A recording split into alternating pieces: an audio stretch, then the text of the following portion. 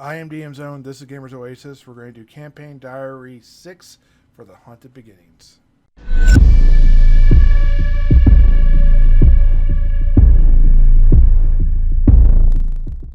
Okay, guys, so if you remember last time, if you didn't catch that, I'll go ahead and link it in the description above, the little card and everything. They were left with a bunch of decisions they had to make. How were they going to get these were-rats from the cave and the third level down, or really technically the alternate entrance, from there to where the guards were, civilian were, where justice was. They decided to take the route of justice. So if they're going to take the route of justice, very honorable, how? They have chosen a path by doing that versus just killing them. They know that the were-rats are not healing fire damage. They could just, while they're unconscious, throw them on a bonfire, light them up, done. It's easy, safe, they're gone. There's no nemesis following them in the shadows that's pissed off at them. They'd be done. But they chose not to do that. And I like this choice because I think it really shows the desire to be within the law of things. I think a lot of people are still kind of getting their way around the 3 alignment system. So people that are neutral are more lawful neutral than neutral. But that's a whole different side story. And that's just my group. But anyways, so what they did is as they were going up, they had if you remember, they had the goblin magic user that had the ability to that knew that these were-rats were terrifying creatures, and he didn't want anything to do with them. He preferred them to be dead. If they're not going to kill them, they at least need to make sure they're really secured. And I think that was a big motivator for him to be helpful. And between 7-8 people, as they're walking by, I had to point out the obvious. I mean, you can't have 8 people plus one captive who's looking to actually help them in this case walk by and not say something. But he basically said there are these cages. As long as they're not shape-shifting into a small rat, they probably could be held in these cages that were designed to hold the human captives earlier, and then you could carry those out. Well, the party agreed, and the party said, okay, we'll go ahead and leave them manacled up and everything, but throw them inside these cages, and then we'll carry the cages out, and then that will be easier, and maybe they can do something with that once they get out. Once they got out, the guards were there also wanting to make sure these rats don't get away, but understanding justice must be had. Plus, there's about 5 to 8 more PCs out there, one of which is a magic user, fairly smart guy. And they decide, well, if we can't fill the holes, why don't we block the holes? At least then we'd hear them gnawing at the wood or whatever, and we have all this lumber around us. Let's just go ahead and do that. So they wrapped these cages then with wood boards, and they said this should last a day. We should be fine. And they're also hurt. It's not like they can do a whole lot of this anyways in the condition they're in. They are reduced to 0 and have been burnt basically to a crisp, which they will heal that over time, but they don't have very many hit points even if they got out, which was a very important note for them. They didn't necessarily care if they had to fight him again. They just didn't want them to sneak off into the oblivion without anyone being able to see him, because there's holes that a rat can stick its head through and then be gone. Okay. So they waited till morning because they didn't want to travel at night. And the guards traveled with them, leaving the supplies with the former PCs and NPCs that had traveled there with them.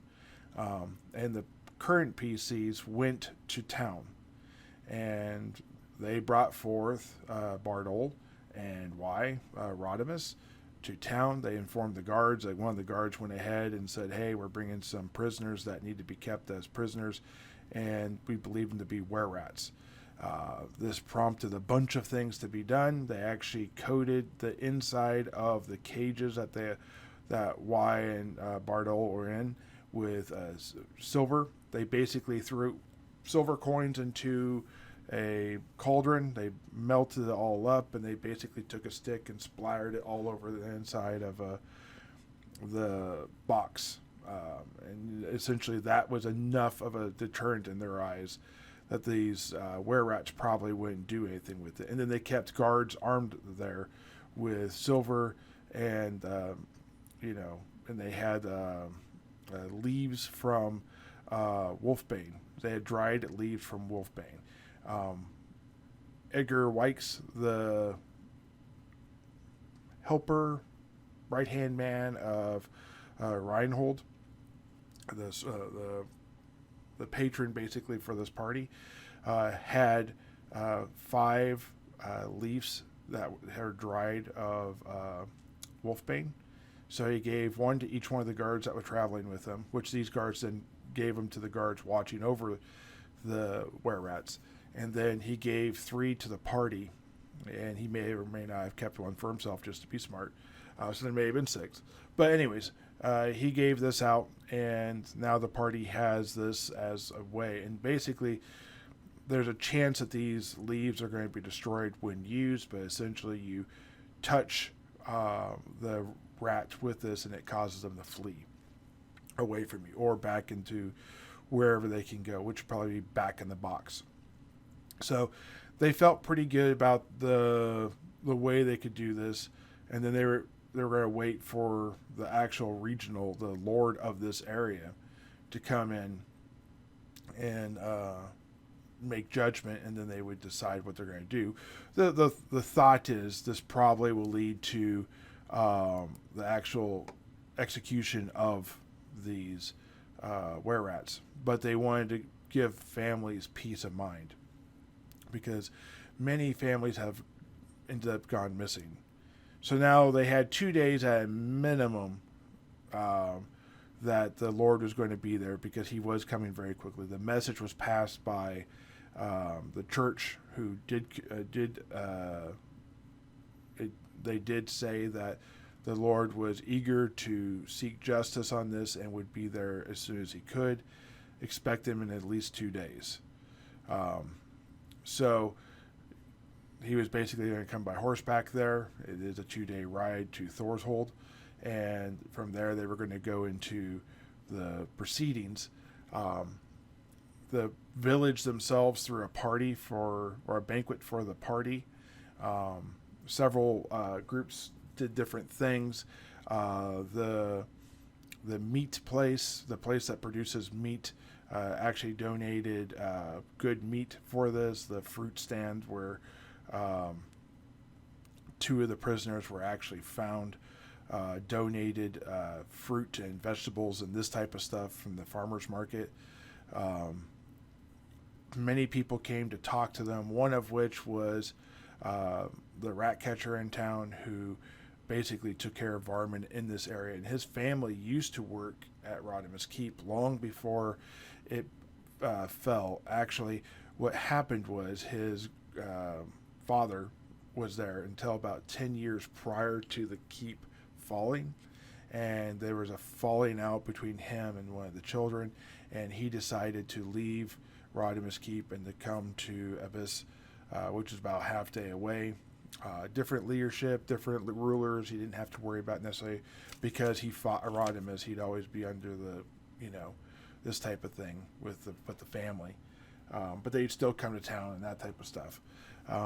Anyways, his son grew up at the keep, but doesn't really much about it, but then really got into the rat catcher profession in the last 30 years here, and has started to train his current son to be a rat catcher.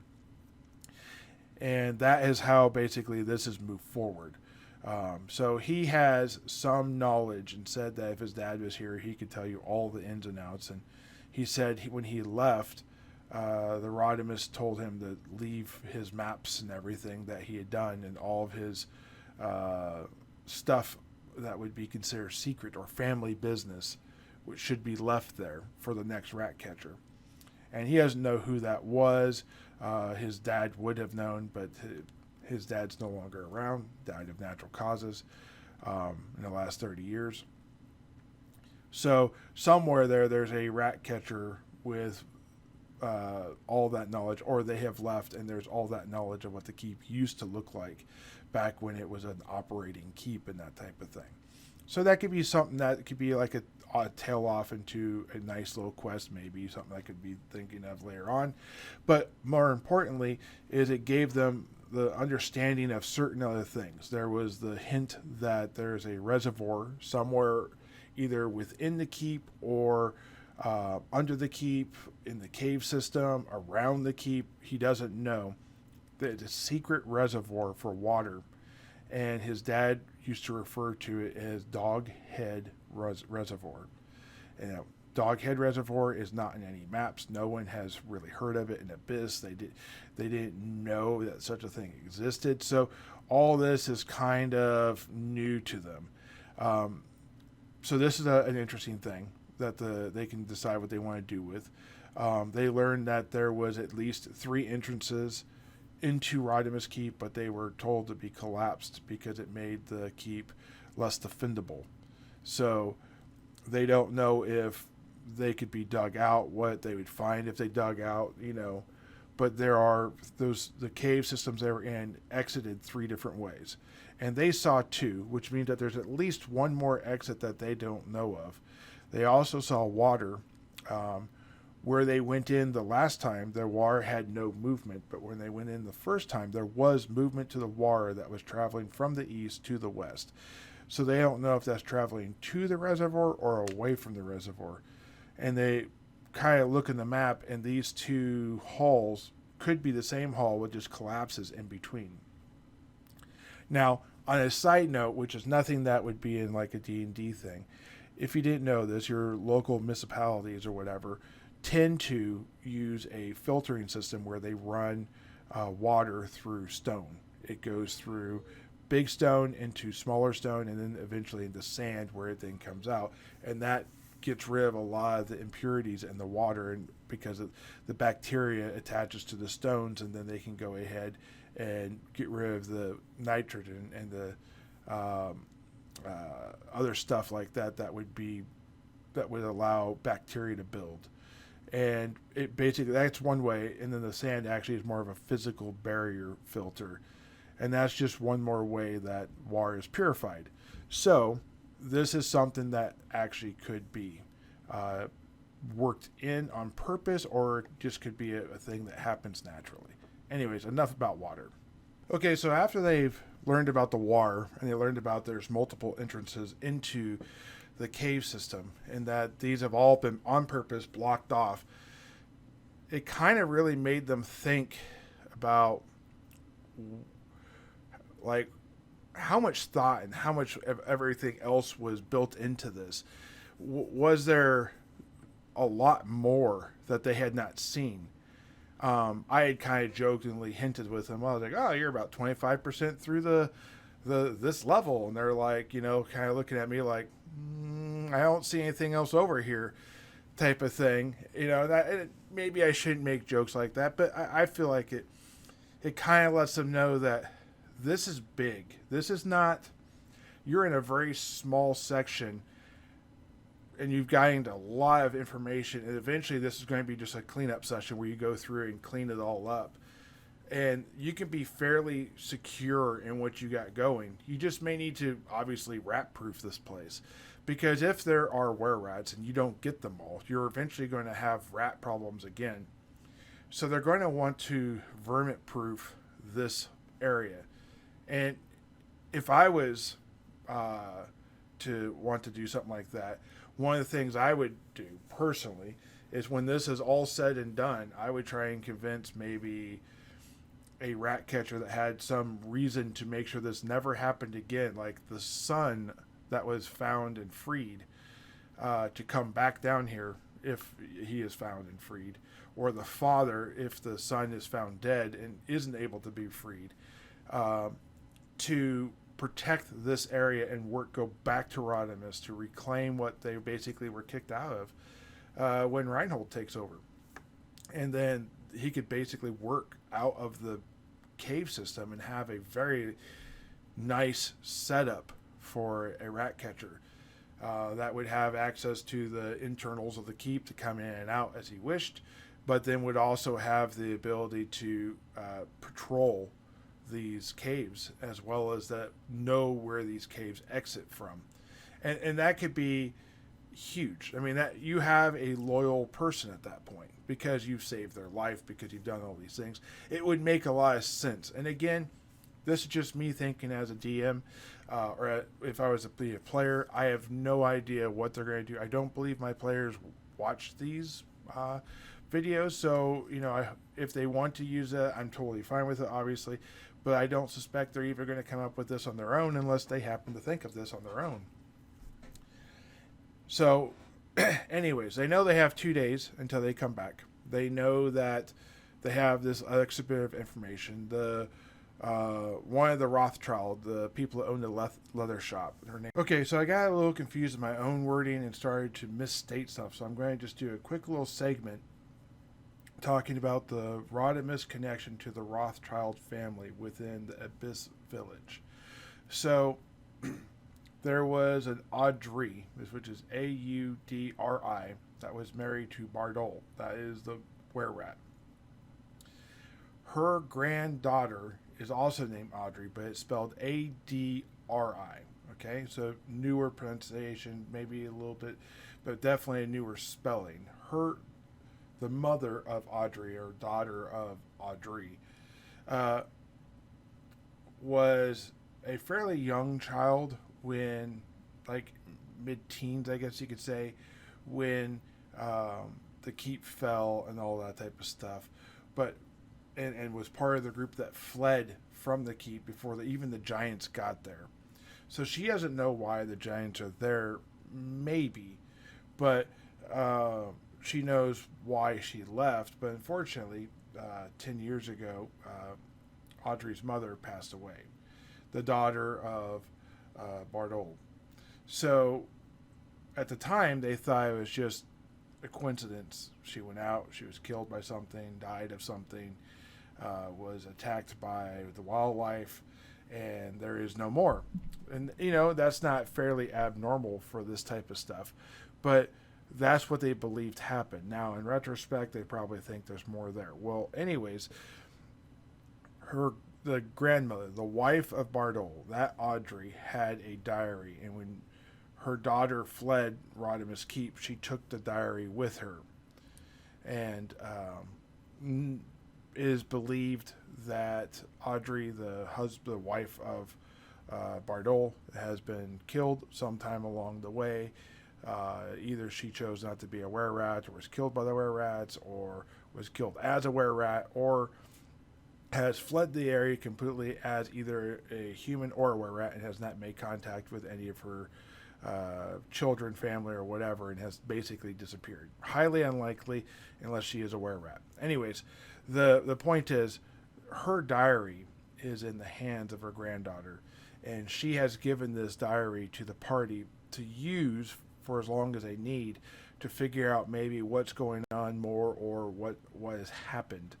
At the end, she would like it back because it is sort of a family heirloom and that type of stuff. So the party has this diary, and they have this understanding, and now they're moving forward with this. They just have not done any of the research into what's in the diary yet, because time is so crunched and whatever. And I believe as time slows down and they have a chance to kind of look into this, a lot of the story will reveal itself.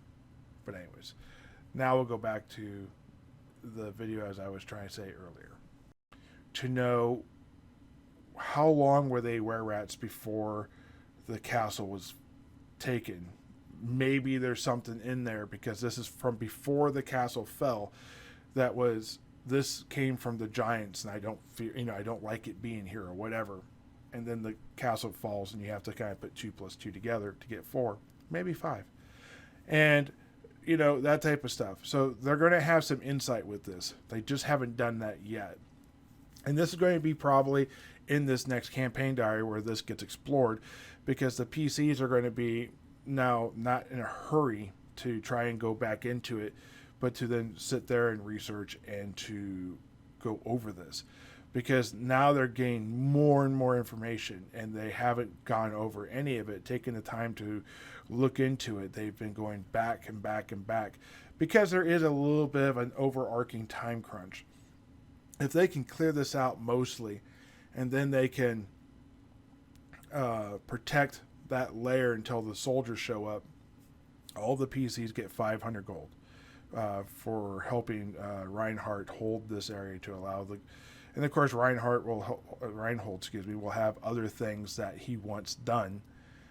This area cleared out, that area cleared out. But if they have cleared it out, maybe they'll just get, that on top.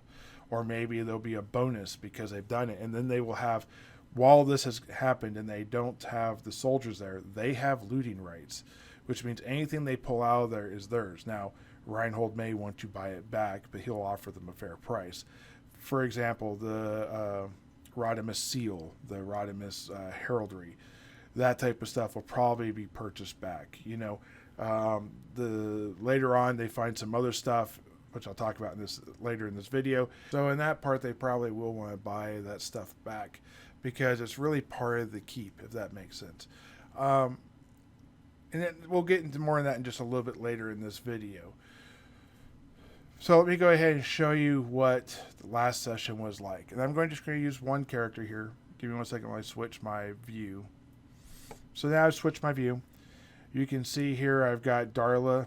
She is down here stepping back into the second level. I still haven't got that lyre drawn on here. I probably won't until they've completed this and all the secrets are done, and I can go ahead and leave the secrets revealed essentially, or leave it so that the secrets are still there. They just know that where they are and whatnot. And I can go ahead, maybe when I don't know, eventually they know there's a lyre right here. I'll draw it real quick so we know there's a lyre right here. All right, that's a lyre. Okay. All right, so Darla and party came down through here, and this was the place where Artemis died. Literally in that space was Artemis where he died. There were some goblins over here on the left side who shot arrows and got a lucky shot and killed him with a almost max damage arrow. They also fought the first time they went. That was the second time they fought in that space. The first time they went there, they fought some zombies and whatnot, and the zombies were turned and ran away. And it was a pretty quick, clean type thing. This door was shut right here. All these doors are open where they were at. But because I reloaded her on the screen, she won't see farther than what she has at this point in time. So this door was shut, but they traveled through it. They knew of a secret passage because some goblins had told them there were secret passages. And they knew there was a secret passage right here. With luck, the halfling was able to figure it out. They were able to look here and see, but just a little bit of look, there was their entranceway up. And from here, they went up.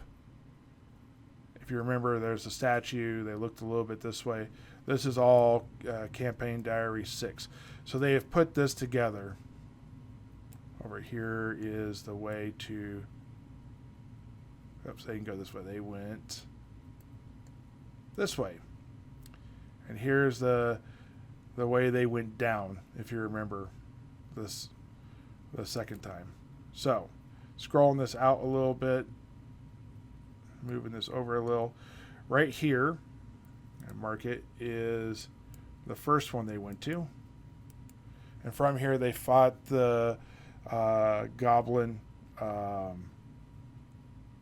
with the goblins and the giant rats and all that type of stuff. Then they came up here. So they came up here. I'm going to mark this as 2. And when they were following the blood trail, they followed the blood trail over to here, to number 3. It's a horrible 3, but you understand I'm using the mouse. All right, so this is basically what they found. They also checked out, and I'm going to do this one as number 4.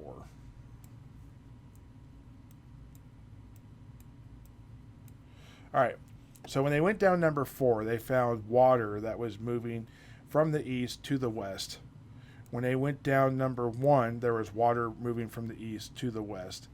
And they went down, when they came up number 2, there was no water. But then when they went down number 3, there was basically a pool of water, because both here and here, essentially, there are rocks that have slowed the water, and the ground is shallower there, so it kind of pooled up, and there was no real direction flow that they found without looking into it any farther. All right, so let me get out of that real quick and get Darla back over here to where she was. This time the party went like this. I scroll in here on her. They were very careful as they traveled because this was a very precarious thing, and they were pretty sure there'd be traps along here. Because they were so careful, I did give them passive chances to find secret passages because they're looking for this stuff and that type of thing. They came to a room, and it was kind of an odd description because basically their light was like this. They could see there's a statue in the front. There was a drain in the middle, which made them think another way down. I'll mark this one as number 5. Okay. And then as they moved into the room, they realized there was a statue to the left and there was a hallway to the right, which really made them wonder. Because when they looked down there, they went to another doggone room. And they're like, oh my goodness. So they went through here trying to check for traps. They looked down the sewage panel there, or the sewer panel there. And eventually, one of them got their roll, and they found out there was a secret door this way. Eventually, they found their way through the secret door. And let me go ahead and describe this just a little bit more in some detail. So over here, in this area, the prison area, and like a soldier's area, this area here is very pedestrian. It's nice, but there's nothing crazy, especially outside the prison area. Inside here is just bare stone walls. There's nothing fancy. But when you get out here in the hallways, there's this jasper pinstripe that basically runs a couple places down the wall, and it basically fills this area, and it's got a little nicer. But it's still, not a lot of money was spent. When you got back over here, from the secret door on, it was much nicer. The floors were a smoother stone. The walls were done with more colors and that type of stuff. So this was more of a private, you had to be a little higher up probably in the Rodemus family to be buried back here, if that makes any sense. And when they found this secret passageway, it immediately reverted to worse than the prison area. This is all rough hewn, not really polished, not anything, no pinstriping, no nothing. And I asked the party, you have a passageway here. Do you wish to go this way, or do you wish to go that way? Are you going to go east, or are you going to go through the secret passageway? I think greed maybe drove them a little bit, or whatever, or I don't know. The search for knowledge or finding a secret passage inside a secret passage drove them this way versus going to secure what's behind them. And that may or may not cause them problems in the future. But they got over here. All this is still rough hewn. And then they get over here and they see that there's the obvious mechanical side of a secret door. And inside this area, they can see how the door opens, and they can see the levers on their side. But obviously on the other side, the door in the passageway is secret. So they went ahead and moved into the room. And when they went into the room, I'm just going to back it up because it has its own light. And the party's actually on the other side of the room. There were these 4 pools and 4 statues. And then there was this big altar in the middle. Altar's about 8 feet north to south and probably about 12 feet east to west. Huge altar. Definitely could be there for laying objects or people or whatever on. They don't know exactly what it was for. And if you notice, there is 4 different colors of pools, and the hues of light around coming from them is 4 different colors. This is more like mud and it bubbles. This is like water, but has lots of air that bubbles. This one here is like just straight water, pristine, clean blue, but it has a light source coming from it. Of course, all these have light sources coming from them. And this one here looks to be a magma. So they felt like it was very much, fire, earth, air, water, but it was a sort of a difference in what they thought, what they were going on. After a whole lot of research, they found that all four of these statues are statues of people that have died in combat in some nature. The statues themselves literally hold the wounds that killed them. This one was stabbed with a sword and was killed. This one was stabbed with a spear. This one was hit with a staff or something, an arrow, excuse me. And this one was the club or the staff. And they really got a feel for what that was. And they figured out two things. One, by going on the altar, they heard if they successfully passed an intelligence check, they were able to understand. If they failed their intelligence check, which Darla was the only one that failed, but she kind of put two and two together because she was near the end. If you failed the thing, you heard a jumblation of words and the vibration of something like your body speaking to you almost, but you really can't tell anything from it.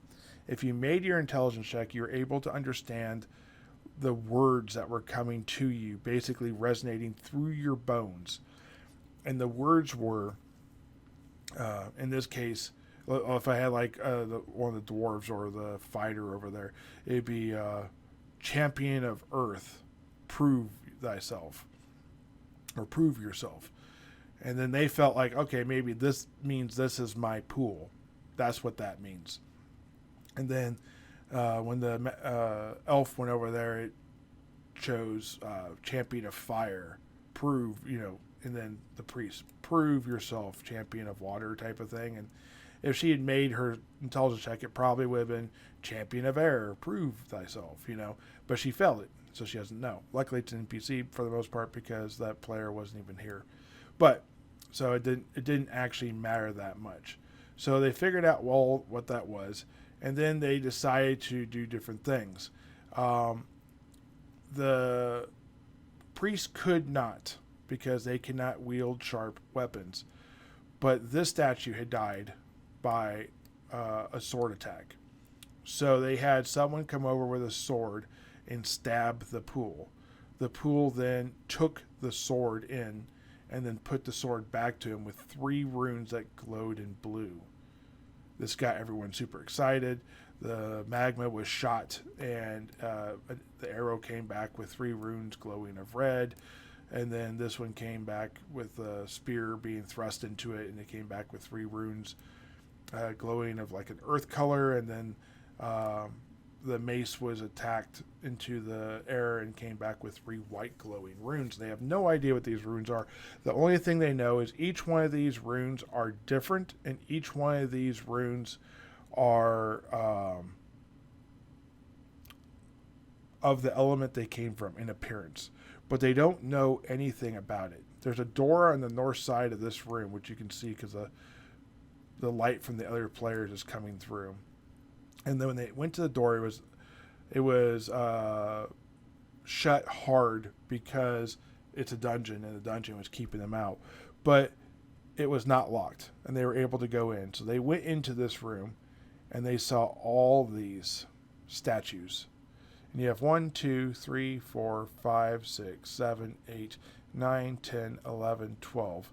Plus then you have 2 actual statues made of brass, and they don't know what that means. They literally don't know because they've not gone any farther, they've not done any research, and now they have a whole lot of research to go over because each one of these statues is not actually per se a statue. It is these statues aren't necessarily statues.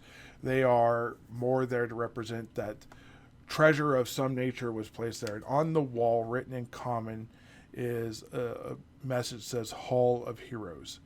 And all these seem to be things that heroes of Rodemus, the family, have brought back to the keep and have left. And these are things that they've gone to different locations and have researched certain things. One of these pillars, like, or these statue things right here, the platforms right there, is full of maps of some places they don't know. Some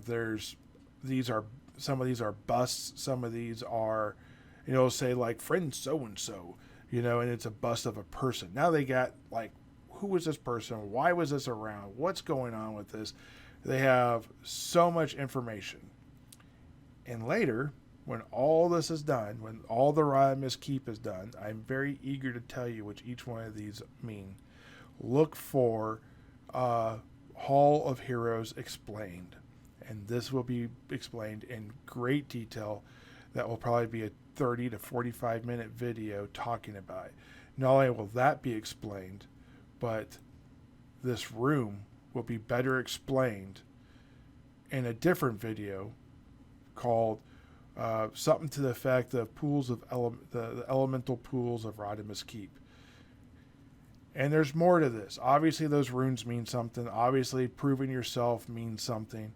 There's so much more. One of the questions the party asked, and they haven't answered yet, why in the world is there a Temple of Light in the backside of the Rodemus family crypt? What does it mean, and what are all these pools? They have other more obvious things, like what's through this door? What's over here in this huge, vast space that they haven't looked into yet because they haven't gotten into it? What's over here in this section because they haven't got into it? Eventually, all these questions will be answered, and then they'll have decisions to make. What's down, sewer entrance 5? Is there a sewer entrance 6?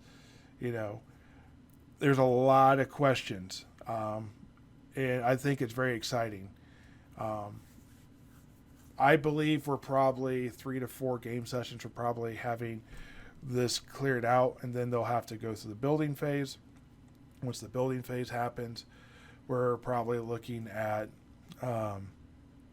them securing different things. And then, I'll probably go into what this means more. I have several videos called Stalking the Dungeon Undead, Stalking the Dungeon Rats, Stalking the Dungeon Goblins. All these will explain their areas in greater detail, and I think it's going to be a good watch. When the Rodemus Keep is done, make sure you're sticking around to watch the videos that follow up so you can have some greater insight. All I'll say is that I've got tie-ins to the other games, other modules I want to run, which is B1, B2, B3, B4.